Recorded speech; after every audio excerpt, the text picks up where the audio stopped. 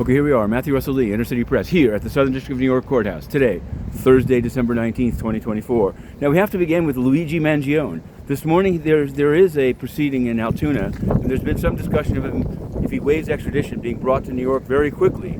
We're on that, but there's also now reports of a federal indictment. Major papers in New York, quoting unnamed sources, saying that the feds, now currently without Damian Williams, I don't know actually who's calling the shots or who the sources are, but saying that the feds want to indict Luigi to put the federal death penalty on the table. Now, that's interesting.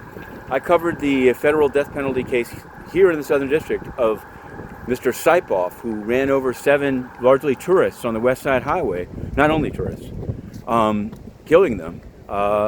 They sought the death penalty but didn't get it, and Saipoff is imprisoned for life in the Supermax in Colorado. Is that where Luigi's headed? I don't know. Today he's in Altoona. We'll be covering that. We'll also be covering at 1 p.m. This is a lot of state action here, as opposed to federal.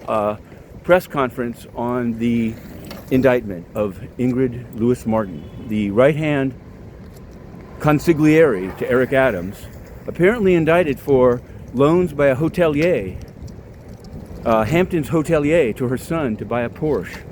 There's more going on there, but she'll also be presented. We'll see if we can cover that as well. Yesterday we covered the Diddy proceeding. I have to say, people were disappointed. Not that much happened. They seem to be just plowing along with discovery. The big fight is actually in the civil case involving Jay-Z, where Spiro is accusing Buzbee of making up claims, and Buzbee is firing back, thus far not in the docket, saying that Spiro is the one trying to stoke up Buzbee's clients to sue him. So it's getting nasty. It's a real battle. We're also covering this Bolivian guy, Davila Perez, former Evo Morales anti-narcotics chief, now extradited and in jail here. He might have to get a new lawyer because the lawyer that he was assigned is otherwise occupied on his trial date. But we'll be covering that. That's international corruption.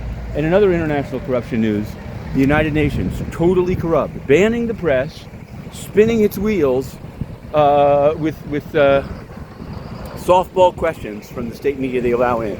Now this morning, coming up very soon, Antonio Guterres is supposed to do a stakeout.